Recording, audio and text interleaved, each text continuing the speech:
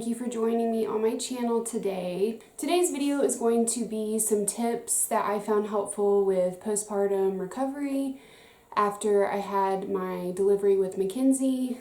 A handful of must-haves in my opinion, and I'm also going to share with y'all how to make Padsicles and how to do like an Epsom soak to help with pain and promote healing for postpartum. So these tips are for a vaginal delivery. I had a vaginal delivery with my daughter Mackenzie. This time I am having to have a C-section. I am due for a C-section in a little less than 4 weeks right now. So I don't have any tips or tricks on C-section recovery as of now. So a lot of this stuff I won't be using this time since I am having a C-section, but I did want to just share with y'all some tips that I wish that I had known ahead of time. A couple of these things I ended up making after I had already had Mackenzie because I was searching for ways to make myself feel better. So I just wanted to go ahead and share with y'all those tips and tricks that I do have for vaginal delivery. I do plan on doing a postpartum C-section recovery and tips video after I have baby number 2. Once I figure out what works for me and what I think would be helpful to share with y'all, I will definitely share a C-section recovery as well. Postpartum can be kind of gross. A lot of stuff happens. You're kind of just falling apart. You have a beautiful new baby, which is amazing, but you're gonna have like leaky boobs, whether you're breastfeeding or not. Your milk's gonna come in. You're gonna have bleeding. It's just not super pretty, so just be prepared for that. It's amazing to have a baby, and it's totally, completely worth it, and within a few weeks, it'll be just like a distant memory. It's not that big of a deal, but just prepare yourself. It is kind of gross. So real quickly, with my delivery with Mackenzie, I was induced. It took her about 2 days to join us. They tried Pitocin a few different times. That ended up being what actually helped her come. They were at the point of suggesting that I probably needed to go have a C-section because I just wasn't progressing. I was contracting, I was dilating, but very slowly. And I really didn't want to have a C-section, but by like the almost 2 days of being in the hospital being induced, I was just about ready to go for it, and she decided to go ahead and come. It was good. And I had a normal pregnancy with Mackenzie. I didn't have hyperemesis. I had mild to moderate morning sickness for that first trimester, but nothing crazy. And my delivery was normal up until they took the placenta out. I started bleeding very badly, and I had to be rushed to the OR for like an emergency surgery to repair my cervix. So when Mackenzie came out, she ripped my cervix really bad, and I just could not stop bleeding. So they didn't know that until they delivered the placenta. So I was holding Mackenzie and talking to Justin, and I just kept telling him something's wrong. I could just feel, I don't know, I didn't feel right, but I'd never had a baby, so he was reassuring, like, everything's fine, and then all of a sudden the doctor was like, actually, everything's not okay, and we could tell from her tone and urgency and the nurses that this was a very serious situation. I had to be rushed out right away. They started giving me blood before we even started the surgery. And I was very scared. Justin and I were both scared that Justin and I both kind of thought that, I might not see them again. It was very scary.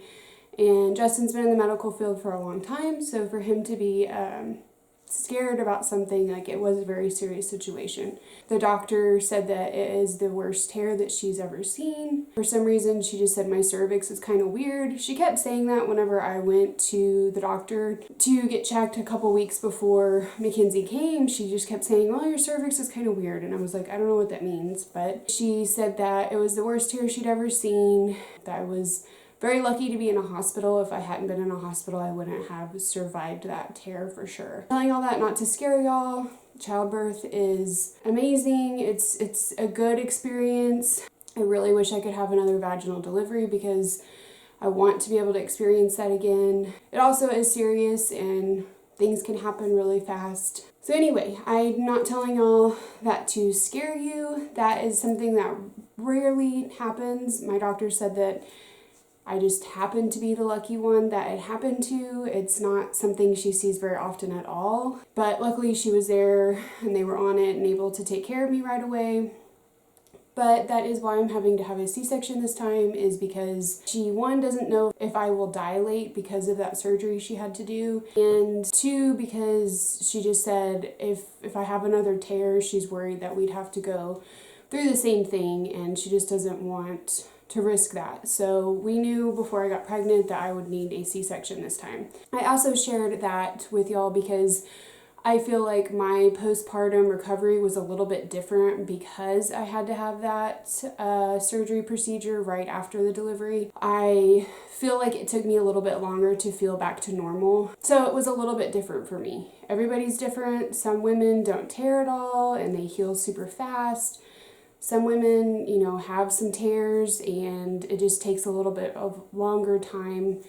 It just really depends. I've also heard that like if it's not your first baby, that it's not as bad of a recovery. So everybody's different. I'm just sharing with y'all what my experience was.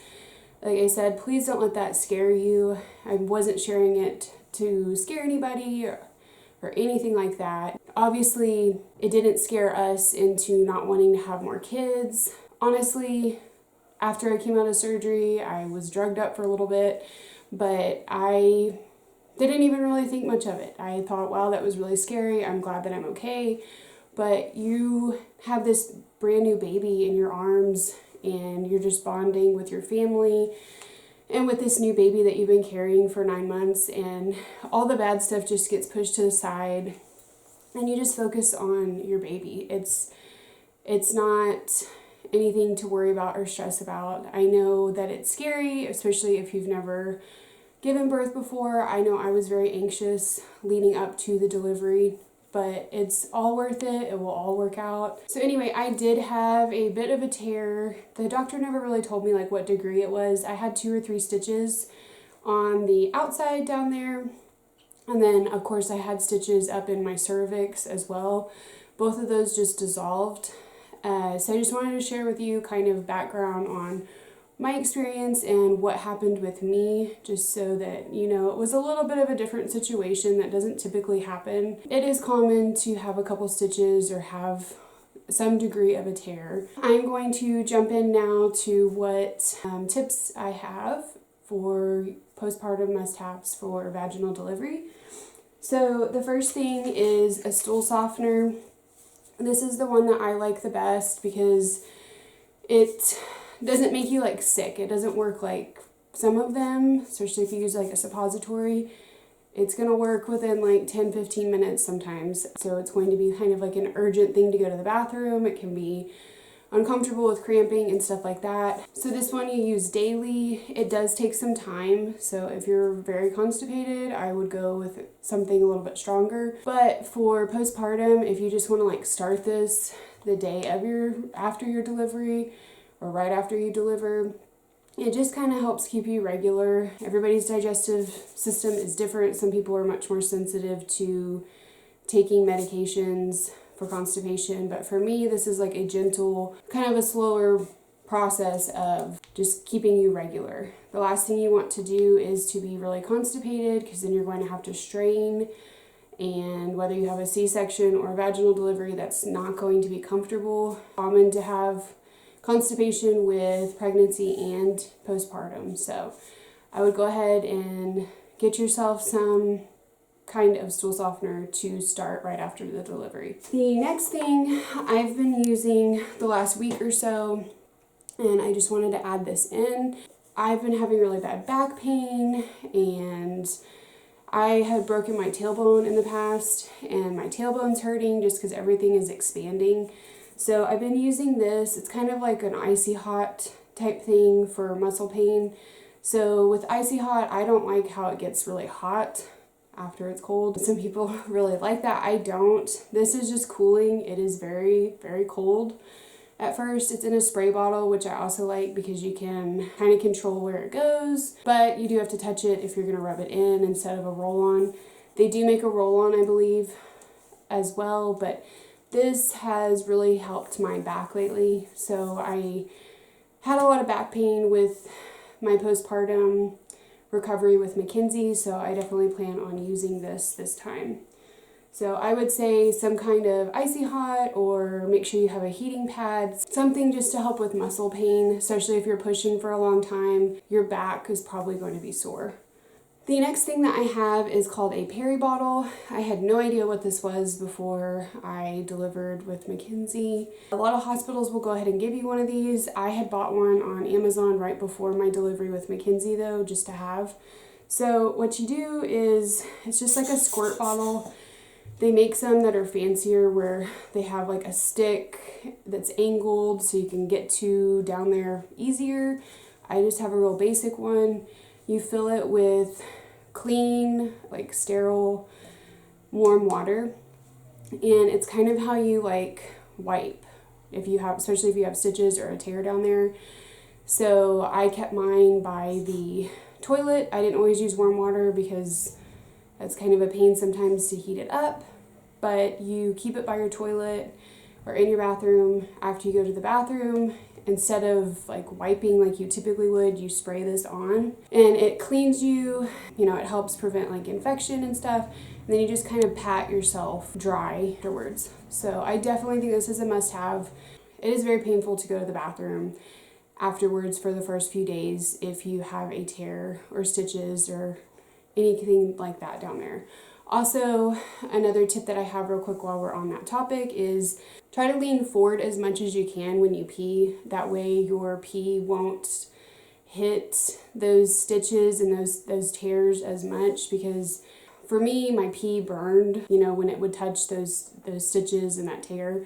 So I learned if I leaned way forward, there not that much pee would get on that area, and it just helped make things feel better. So the next thing is you need to make sure that you have pads, because you're going to bleed a lot. No matter if you have a tear or not, everything going on hormonally, and I mean, you just gave birth, you're going to be bleeding. I think they say up to 4 to 6 weeks. With Mackenzie, I bled pretty heavily for about a week and a half, and then probably for another 2 weeks, not as heavily. I got these Always Maxi overnight pads. These were my favorite. I tried a couple different ones. These are the ones that I used when I was bleeding heavy duty for a couple weeks after. Then when I wasn't bleeding as much, I got these, and these were my favorite. I did try a couple different ones. They're very thin, but it just helped because I was just bleeding just a little bit. So these overnight ones are pretty thick. These do have the wings. I know some people don't care for the winged ones, and they're pretty thick. There is also, this one is the thin one that I had, and it's winged as well. So if you don't like wings, don't get these, but I will try to link these in the description. These were just my favorites. It's personal preference, as long as you're gonna have something that helps keep you clean, catch the blood. So I did pack some of these in my hospital bag as well. The hospital will provide pads for you and disposable underwear. I do have a couple left that they've given me just to give you an idea. Every hospital is different, but it'll be something similar to this. So this is one of the pads that they provided. There's really no shape to it. It's like a one size fits all jumbo. And then actually this is the smaller of the two. This is the other one. It is huge and it's very thick. It gets the job done. There's not very much stickiness to it. It's just this little line. And so afterwards they gave me these boy short looking underwear, and there's no like crotch really in it or anything. So they just told me to stick this jumbo pad into these little shorts. and that's what I was supposed to wear. And then they would come check me, and then I would go change it whenever I felt like I needed to, or they would help me change it. But just to give you an idea, I mean, there's nothing wrong with this. It's just a little bit different. So I am bringing a couple of my own pads. I know with a C-section you do still bleed. I'm not sure if it'll be any less than last time, since I did have a tear and I had, you know, that cervix repair and everything. I might not bleed as much, I'm not sure, but they do have stuff. They will let you take some home. I would, even if you're planning on using the hospitals, have a little bit at home, because you're going to bleed possibly for 4 to 6 weeks. So you're probably going to run out of what the hospital gives you at some point. And my husband is great about going and looking and finding specific stuff for me at the store, but not everybody is.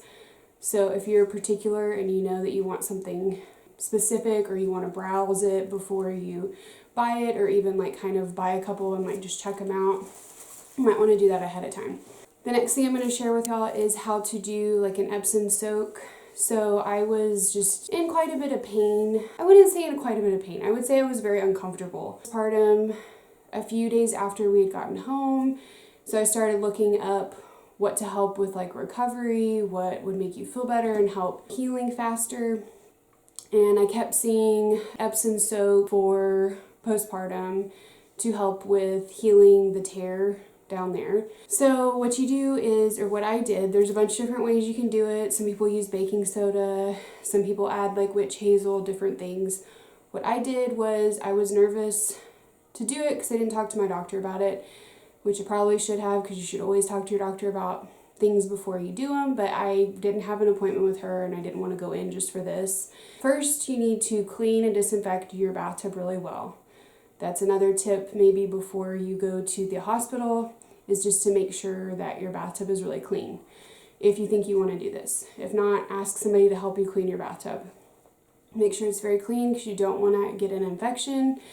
And I filled the bathtub with 3 or 4 inches worth of water, warm water, not too hot, and you don't want it to be too deep, because I was told not to take a bath even with a vaginal delivery. The water, the pressure being above your belly can do some certain things. You're just not supposed to take a bath for a while.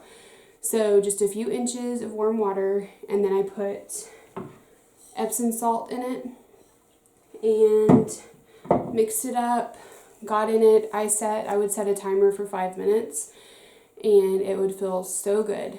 1, it helps clean everything down there really well. 2, the salt and I guess the warm water helps promote healing, and it helps promote blood flow. And I got so much relief. I would feel better for a couple hours with that. So for me, I was worried, because if you do that too long or too often, you can dissolve your stitches before they're ready to come out.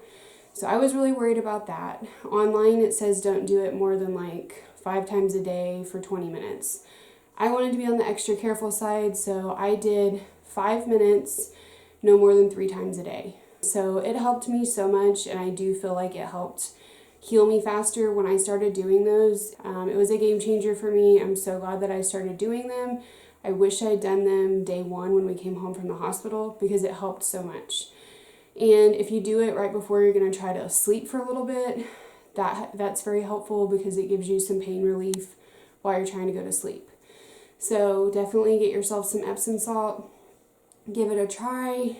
I would ask your doctor ahead of time if they're okay with that. Like I said, anything that you do, you need to ask your doctor just to make sure. Another thing is this spray. I don't know how you pronounce it. So this spray, you're supposed to be able just to spray down there, and it's a topical like numbing spray. I did this a few times. It helped some. I was kind of scared to put too much stuff down there just because I had stitches in the tear.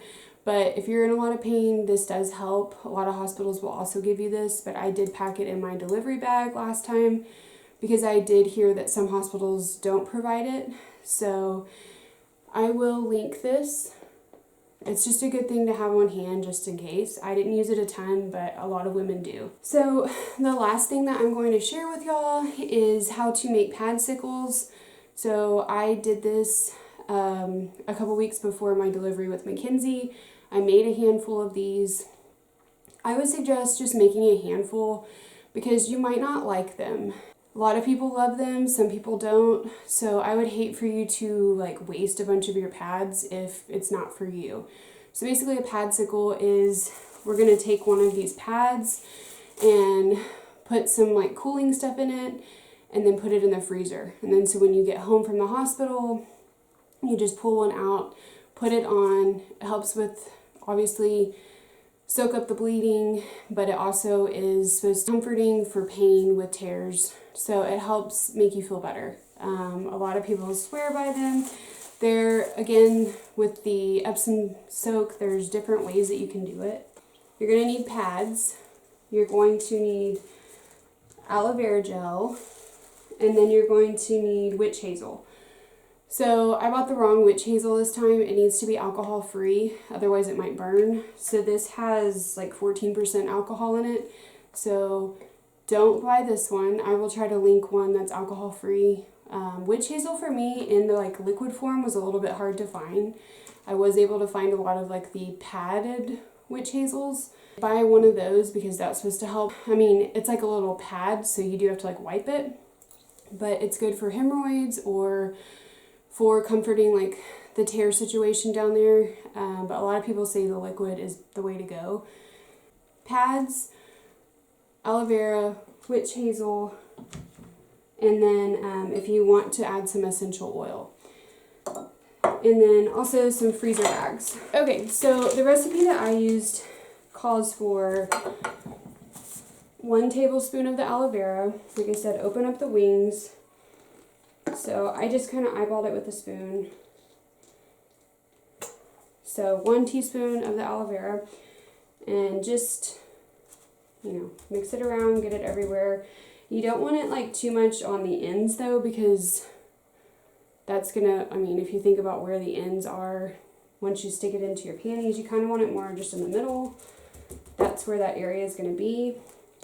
And then 2 tablespoons of the witch hazel, and it gets soaked in really well. It just absorbs. So 2 tablespoons of this, and then I used lavender. There's different oils different people recommend, and I just did like a couple little drops. And that's it. Really easy to make.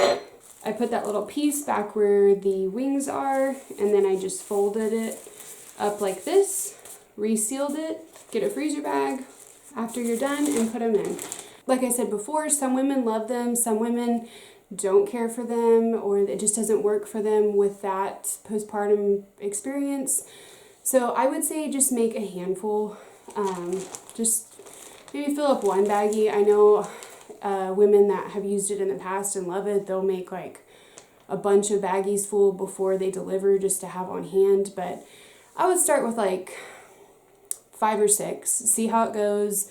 They're not that hard to make. I'm sure your husband or friend or mom or somebody could help you make them if you don't feel up to it postpartum, just so you don't waste a bunch of pads and supplies.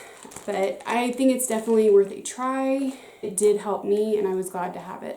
One last thing I meant to mention earlier is that a lot of people recommended getting adult diaper, throwaway diapers, panties, like I showed you the white ones that the hospital gives you. So I bought these last time.